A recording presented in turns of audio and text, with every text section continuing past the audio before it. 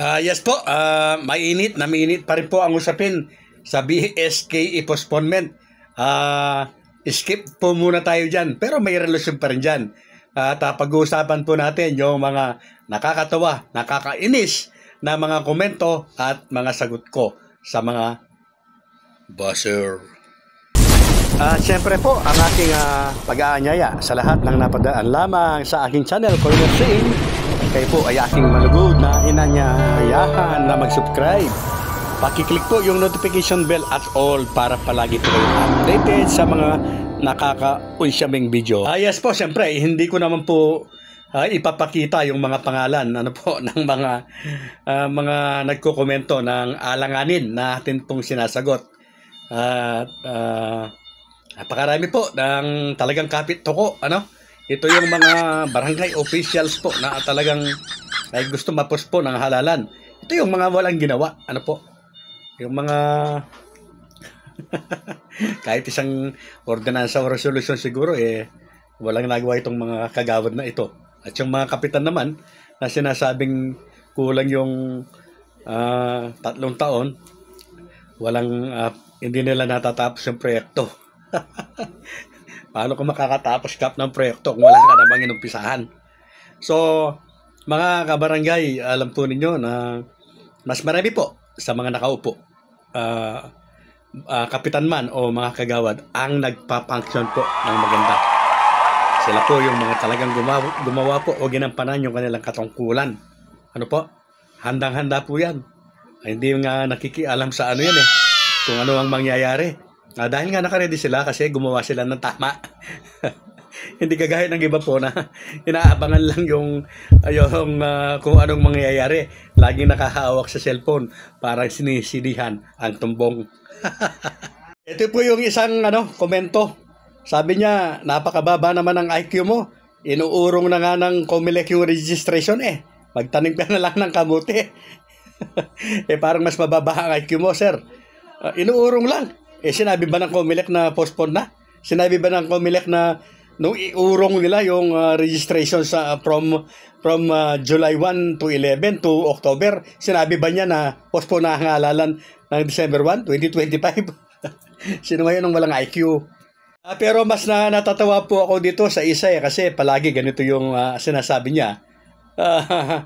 Sabi niya, nandito naman pala si Uto-Uto, naubos na yung silver.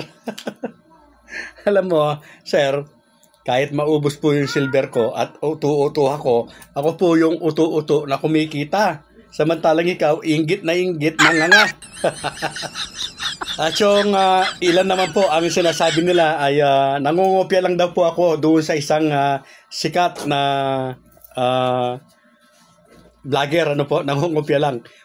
Samantalang nanonood din ako doon nakikita ko yung mga comment ninyo. Ang gaganda ng komento ninyo kasi nga napaka-smooth at suabe ng galawan doon. Hindi nila sinasabi yung mga kagaya ng sinasabi ko na talagang nakakasakit sa iba, nakakakiliti sa iilan.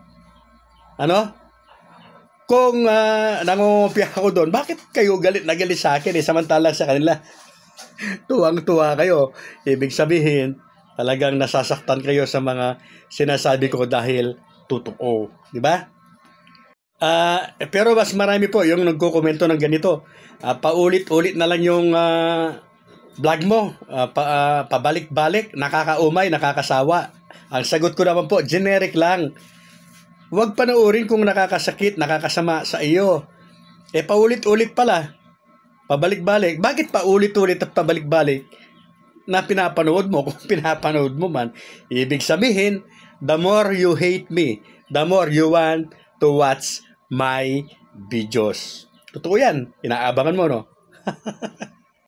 Ito naman, yung iba sabi, ang sabi mo, magsasara ka na ng channel mo pag napos po ng halalan. Bakit nandiyan ka pa? Hindi ka pa nagsasara.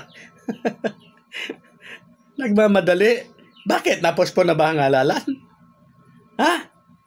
May bagong batas na ba? Ang dami kong tinanong sa inyo, puro ganyan yung comment ninyo, tinatanong ko, postpone na ba? Siyempre, pag sinabi nyo postpone at totoong postpone, hindi magsasara ako. Sinabi ba na ng COMELEC o nag-announce na ba yung COMELEC na postpone yung December 1, 2025? Ang dami po ng mga magagaling na abogado, mga broadcaster, mga media, nasa media, ang sabi po nila, wala pang bagong batas. At ang umiiral pa rin batas, ito nga po, Supreme Court ruling pa rin ang nangingibabaw at nakatakda pa rin ng halalan sa December 1, 2025. Yan po, napanood po ninyo yung ilan sa mga nakakatuwa o nakakainis, nakakakilig po na mga komento ng iilan sa akin. Pero mas marami po yung mga nakakaunawa. Mas marami po yung sinasabing nabibigyan ko po sila ng advance information at tamang balita.